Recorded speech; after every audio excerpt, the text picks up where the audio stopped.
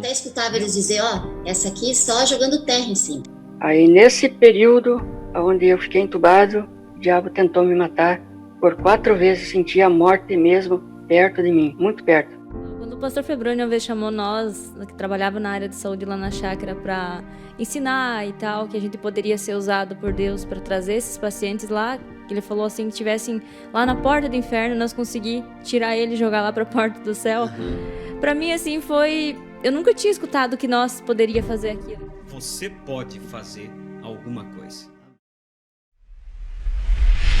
Muitas vezes nós contemplamos a obra de Deus como espectadores e esquecemos que esta obra só funciona através de mãos como as minhas e as suas, através de lábios como os nossos. Como disse o mensageiro, Deus não tem outra boca a não ser a sua, Deus não tem outras mãos a não ser as suas. Tudo que Deus tem que fazer, Ele fará através de nós, os seus vasos. Eu quero dizer a vocês, antes de entrar diretamente nisso, como que surgiu esse trabalho que nós temos tido com doentes terminais. Uma certa vez, o pastor Febrônio sentiu no coração dele esse desejo e ele disse para mim, vamos reunir nossas irmãs que são enfermeiras, tem várias aqui na igreja que trabalham nesta área, e disse, vamos ensinar como roubar algumas almas do diabo nos últimos momentos da vida delas. E ali então o pastor fez uma reunião, explicou para nossas irmãs e disse a elas que este trabalho é um trabalho que todos podem fazer. O irmão pode fazer, a irmã pode fazer, falar de Cristo, testificar do que Deus fez na sua vida, né? E então foi ensinado nossas irmãs que trabalham nessa área de saúde e nós começamos a dar mais atenção a esse trabalho. Foi avisado à igreja, né? Você que sabe de um doente que está em fase terminal, comunique para que seja feita uma visita, seja apresentado a Cristo. E esse trabalho começou a criar corpo e Deus começou a vindicar, a aprovar de uma forma especial. Fizemos uma carteirinha, né, para poder ter acesso ao hospital. E nós tínhamos horário, tem inclusive horário agora na pandemia que está um pouco restrito, mas pela manhã e à tarde 2 horários que é liberado para entrar lá no hospital. Claro, você tem que ter o nome da pessoa que você vai atender e assim por diante. E a gente começou a fazer esse trabalho de atender essas pessoas, doentes terminais, que estão ali, porque é o seguinte, irmãos, o homem, ele pode correr de Deus a vida toda. Verdade. Ele, enquanto está saudável, ele tem saúde, ele tem toda a sua mente está trabalhando muito bem, seus arrazoamentos, mas quando chega o final do caminho, o final do corredor, não importa se é grande, se é pequeno, se é rico, se é pobre. Verdade. Ali, eles param realmente para refletir. E é ali aonde toda a sua artimanha, sua esperteza, seu conhecimento cai por terra. E então nesse setor, aí eu escutei o que o pastor tinha falado. E daí nesse setor os pacientes internavam para fazer toda a quimioterapia, tratamento. Não tinha muito paciente debilitado. E assim, eu via o paciente e eu sentia no coração, tu precisa falar. E eu sentia o momento, e o mais incrível é que eu sentia, Deus falava, é agora o momento. Que quando a gente vai tratar com essas pessoas terminais, você tem que ter noção também que eles estão com a mente bastante deteriorada já pela enfermidade, até mesmo pelos remédios. Então você não vai ter uma pessoa ali saudável para ouvir um longo sermão. E também você tem que saber uma coisa, você não vai ter tempo ali para explicar para ele que o batismo não é nos títulos Pai, Filho e Espírito Santo, que é um só Deus, que Deus enviou um profeta. Não, você vai mostrar o caminho da cruz. Jesus. Levanta, detalhe, né? Olha como Moisés levantou a serpente, importa que o Filho do Homem seja levantado e todo aquele que nele crê não perece, mas tem vida eterna. Amém. Essa é a simplicidade da salvação. Irmã, me fugiu o nome dela agora, ela pediu para mim visitar a avó dela que estava para partir, já com uma certa idade, 93 anos. A irmã Rose pediu. E eu estive lá. Essa avó, o nome dela era Eva. Ela, 93 anos, já velhinha, quase surda. Então foi me avisado que ela ouvia pouco, né? Então eu cheguei bem perto dela e gritava com ela, bem alto. E eu falei para ela que ela estava velhinha, mas que se ela aceitasse a Cristo, falei da redenção, que Cristo veio, li para ela as escrituras, né? E coloquei o nome dela ali, porque ele foi ferido pela Eva, por causa das iniquidades da Eva, e fui colocando e mostrando que ele veio por ela, e que ela, aceitando como Salvador, crendo, confessando os pecados dela a ele tinha para ela um lugar do outro lado, onde ela não seria mais velha, seria uma jovem, nunca envelheceria, nunca adoeceria. Eu fui falando, mostrando para ela tudo, e ela então, daí ela olhou para mim e fez uma pergunta: o que ela devia fazer, porque ela tinha um peso na consciência. Aí eu olhei bem alto, falei: ah, sim, entendi, a senhora fez algo no passado e pesa na sua consciência. Sim. Falei: pois é, tudo que a senhora tem que fazer é o seguinte: se caso tiver oportunidade, foi contra alguém, tem a oportunidade, pede perdão. Se não tem a oportunidade, põe aos pés da cruz, pede para Jesus lhe perdoar, fala para ele, diga que você está arrependida, que você fez aquilo, mas que você quer o seu perdão. Irmãos, aquilo que para nós é algo tão comum, para eles é algo como que um mistério revelado. Quando eu falei isso, ela falou algo assim, eu não entendi o que ela falou. Daí minha esposa estava junto, ela perguntou como que ela faz para falar com ele. Agora, observe, irmãos, 93 anos. Quantas missas ela assistiu? Quantas bolinhas ela contou lá que o padre ensinou? Mas nunca ensinaram ela como falar com Jesus. Porque quando eu disse que ela perguntou o que ela faria no caso dela, que tinha um peso na consciência de um erro que ela fez, e eu disse que tudo que ela tinha que fazer era se arrepender, confessar, falar para Jesus e dizer: me perdoa, Senhor.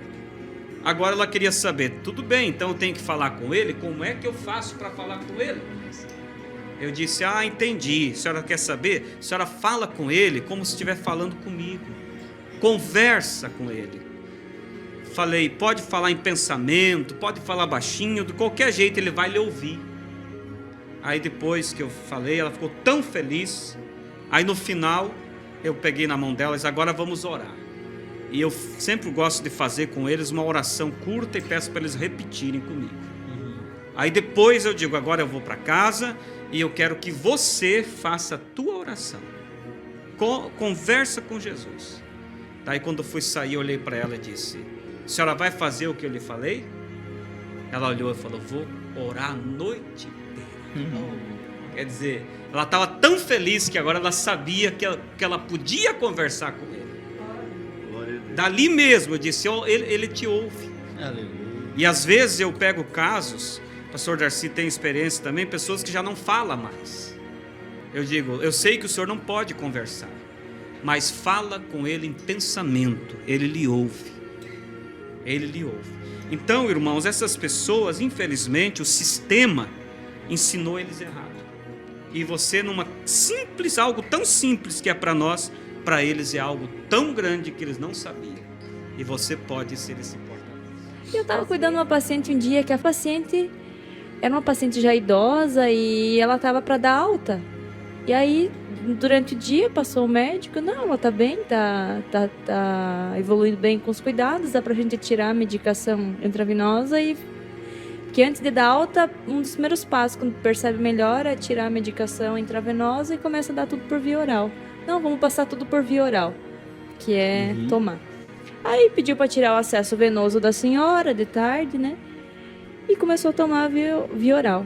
Aí eu peguei o plantão às 7, quando eu fui ali por umas 9, mais ou menos, a paciente foi a óbito. Simplesmente a paciente parou. Aí a gente chamou o médico da UTI, né? E assim, a paciente já estava parada e nós não conseguia pegar acesso venoso na paciente. E o médico entubou e tudo, mas a gente não conseguia entrar com a medicação. Que queira ou não queira, a medicação que tu faz adrenalina a cada 3 minutos, ela é um impulso para aquele coração voltar a bater. Então ali tinha que fazer medicação e nós não conseguíamos acesso. Mais de 5 minutos nós estávamos em 2 só no acesso, eu num braço, a outra enfermeira no outro braço, e não conseguia. O médico entubou, estava fazendo ambuzando, né, que a gente fala, e uma pessoa só na massagem. E nós já estávamos cansados, aí ele olhou para nós e disse assim, não conseguiram acesso, nós não. Ele disse, então vamos parar por tudo. E eu no meu coração, eu dizia assim, lá dentro, disse, Deus, traz essa mulher de volta, por favor. E eu dizia assim, na minha cabeça, traz essa mulher, por favor, eu te peço. Implorei, sabe, assim, orei no meu coração. E o médico disse, não, pode parar. Daí começamos a tirar as coisas da paciente. Quando começamos a tirar o monitor, começou bip. E daí ele disse, continue, que ela voltou. Aí voltou, conseguimos acesso venoso. Mas assim, depois de um tempão. Aí ele olhou pra nós e disse assim, meninas, essa paciente literalmente veio do outro lado. Ele já tinha testado óbito. Aí eu olhei pra dentro de mim e sabe quando você sente aquela... Se foi a minha oração para Deus. Ele disse à paciente que ela tinha um tumor de útero ali na parte ginecológica. E aí eu estava num outro hospital e eu cheguei de manhã para pegar o plantão. E aí eles falaram assim, passaram o plantão e falaram, essa paciente é prognóstico, essa paciente acho que não vai passar de hoje. Aí eles terminaram de passar o plantão, tocou a campainha, o quarto que ela estava. Aí eu fui no quarto, ela tinha como se o tumor tivesse, sabe, rompido. Fez uma hemorragia ali pela parte baixa, ali pela parte interna. Molhou tudo. Aí trocamos lençóis, limpamos bem ela. E aí quando a gente terminou, as minhas colegas foram saindo e algo no meu coração disse pra mim, fique. E eu fiquei, voltei. Aí tava o filho de um lado da cama, eu fiquei do outro lado e eu comecei a passar a mão, né, na cabeça dela. E eu chamei o nome dela e falei, fulana, a senhora sabe que... Aí eu já tava encorajada, né? Já tinha levado um puxão. Eu falei, a senhora sabe que essa vida ela é passageira, que todo nós, quando partir, a gente vai ter que prestar conta da nossa vida aqui na Terra. Pedir, a senhora está preparada para, se a senhora partir, a senhora chegar no outro lado e dar conta da sua vida? Ela já não falava, mas eu senti que ela estava entendendo. Aí eu falei assim, fulana, se a senhora fez alguma coisa que possa impedir de entrar no outro lado, eu falei assim, peça perdão para Deus, aceita o sacrifício, aceita o sangue, que ele vai receber lá do outro lado a senhora de braços abertos. Amém. Vai ser um lugar muito bonito onde a senhora vai entrar. Essa vida ela é passageira, é por pouco tempo. E se a senhora aceitar o sangue de Cristo, lá a senhora vai viver uma vida num lugar lindo e ele vai estar te esperando lá do outro lado quando a senhora chegar. Aí o filho do outro lado ficou me olhando falar. E aí conforme eu fui falando, ela começou a baixar a frequência cardíaca, começou a baixar a respiração e eu vi que ela começou a desfalecer. Aí eu falei pro filho, eu disse, olha, eu falei pra ele assim, ele tava bem tranquilo. Eu falei, ela tá indo a óbito, em poucos minutinhos, em 1 minuto ela vai falecer. Eu disse, é muito importante que tu fique aqui do lado dela, eu vou ficar contigo. Eu disse assim, falei pra ele, eu já vi muitas mortes de pacientes sofrendo. Paciente que nem esse paciente que eu contei que estava no quarto 405, foi uma morte sofrida. Sabe quando o paciente fica tentando, sabe, voltar. Eu disse, e a morte dela tá sendo uma morte bonita, uma morte assim, tá indo devagarinho, sem sofrimento. Aí eu deixei ele fiquei do lado e deixei ele ter um momento com ela, né? Ele ficou com ela, não lembro se ele pegou na mão e tal. Aí quando eu senti que ela foi, Eu coloquei o esteto ali na região do coração, não escutei mais batimento. E eu falei pra ele, ela foi. Aí ele olhou pra mim e disse, enfermeira, tu foi um anjo que Deus colocou aqui do meu lado. Quando eu fui pra sair do quarto, a paciente que tava na cama do lado, que a gente coloca os biombo, né? É biombo, né? Coloca os biombo entre uma cama e outra, que é como se fosse cortinas, né? A paciente falou assim, enfermeira, e eu tava quase na porta, aí eu voltei, ela disse, eu escutei tudo o que tu falou pra essa paciente. Ela falou, e se eu tivesse que partir hoje, eu não tô preparada. Aí eu falei da voz do pastor, falei de Deus, acho que eu dei o endereço e tal. E aquilo pra mim foi uma coisa muito grande, assim, porque ao mesmo tempo que eu consegui conduzir essa, a gente vê a morte. Até uma vez uma outra enfermeira, uma colega que não é da igreja, ela muitas vezes no hospital, assim, de madrugada, quando é calmo, a gente se reúne no posto de enfermagem, a gente começa a conversar essas coisas. E ela falou assim, vocês podem achar que não existe uma pessoa que não é de nenhuma religião, falou. Ela falou assim, vocês até podem achar que não existe céu e inferno. Ela falou, mas eu já vi muito paciente falecer sofrendo e já vi muito paciente falecer com um olhar sublime. Ela falou, né? E aí, quando essa paciente faleceu com aquela semblante, sabe, de paz, eu senti isso.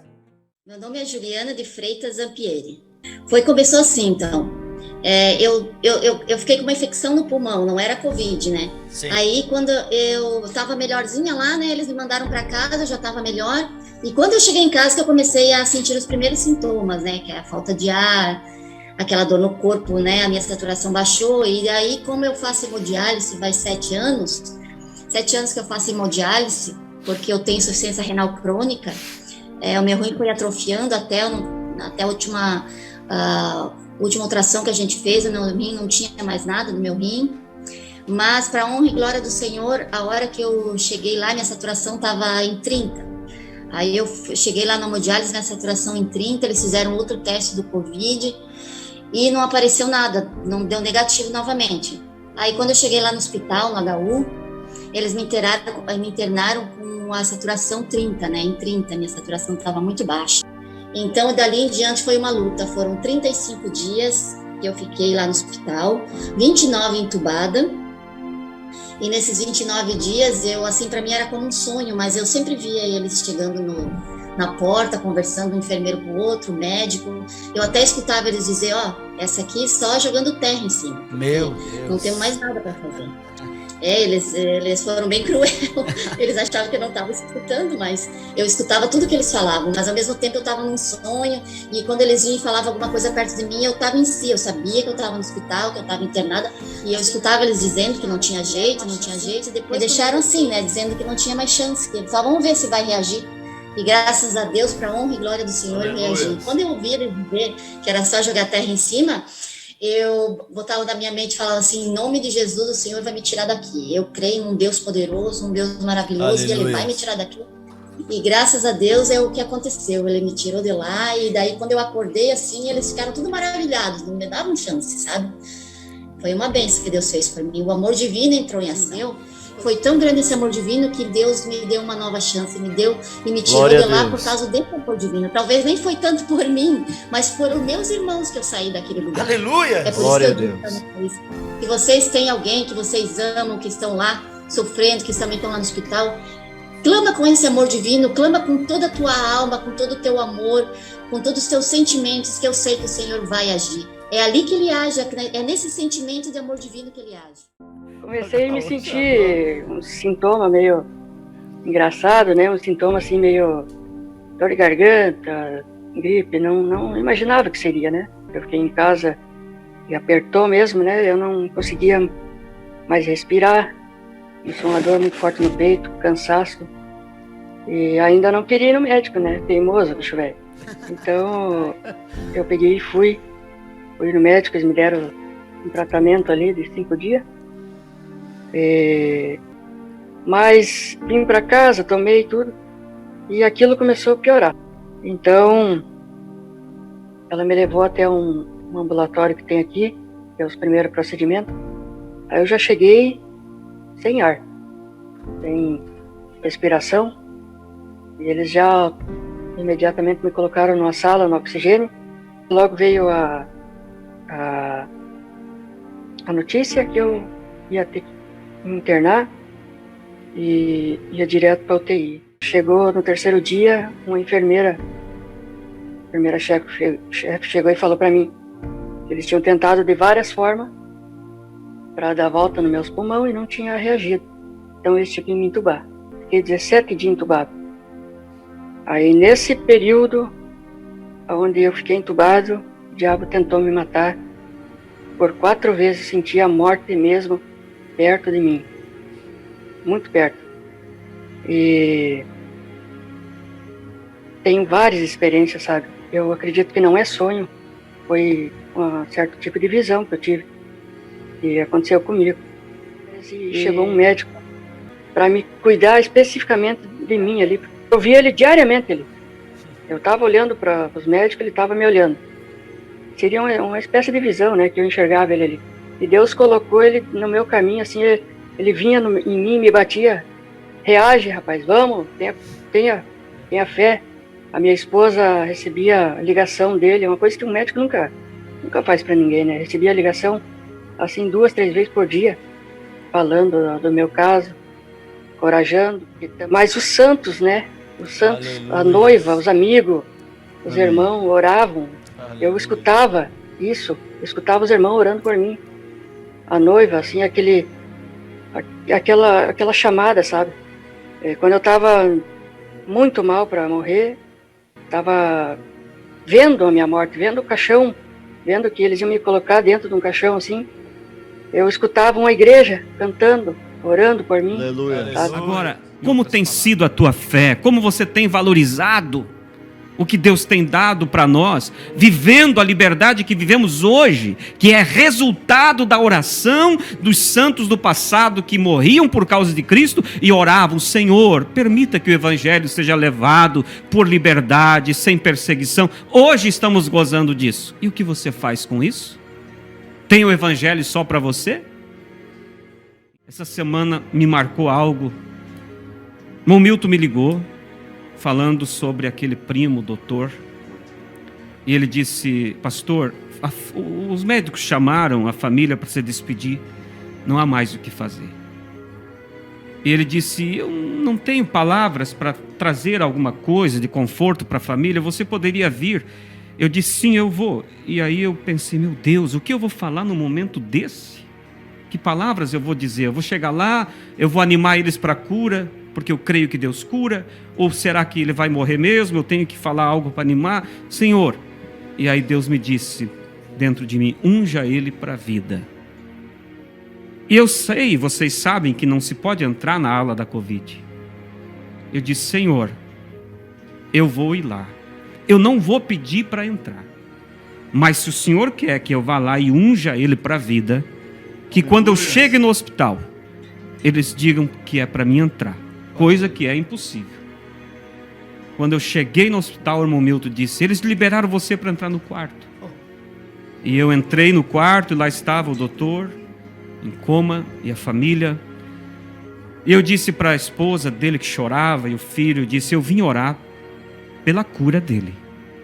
Mas eu quero dizer a vocês que dentro desse corpo tem uma alma que vale mais. E eu preciso primeiro falar sobre a cura da alma. Depois eu vou orar pela cura do corpo, porque eu vim orar para que ele sare e saia daqui. Eles falaram: o quê? E sim. E eu então falei com o doutor, ali em coma, eu disse para o filho: você sabe que eles ouvem em muitos casos. Ele disse: sim, sim. Então eu falei, não vou entrar em detalhes, né? Falei com o doutor que ele examinasse a alma dele, confessasse os pecados, que havia um só caminho, que era Cristo, a pessoa de Cristo, e ensinei tudo como ele deveria fazer, e depois oramos. Quando eu terminei a oração, o filho estava quase saltando de feliz, ele dizia: pai, o senhor vai sair dessa, pai. A sua saturação foi a 90 durante a oração. Eu vi que algo aconteceu, e eu criei que foi algo para a cura do corpo, mas depois que saí, depois, logo mais tarde, ali não sei que dia depois, ele faleceu. Então eu entendi que Deus me chamou para ungir ele para a vida, mas para a vida eterna. Aleluia.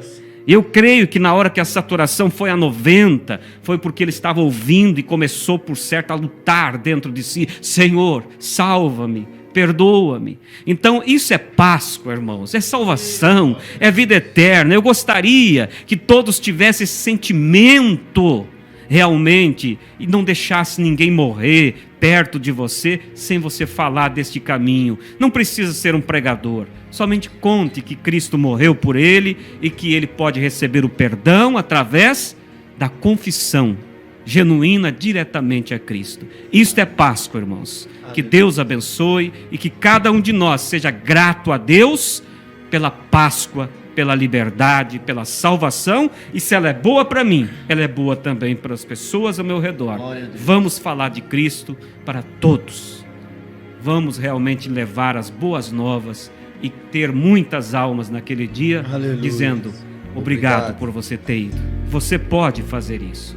Você pode ser uma ferramenta nas mãos de Deus. Que a Páscoa seja para você um motivo de realmente anunciar, um motivo de gratidão, um motivo de felicidade. Essa é a Páscoa para os cristãos. Deus os abençoe. Amém. No nome de Jesus. Aleluia.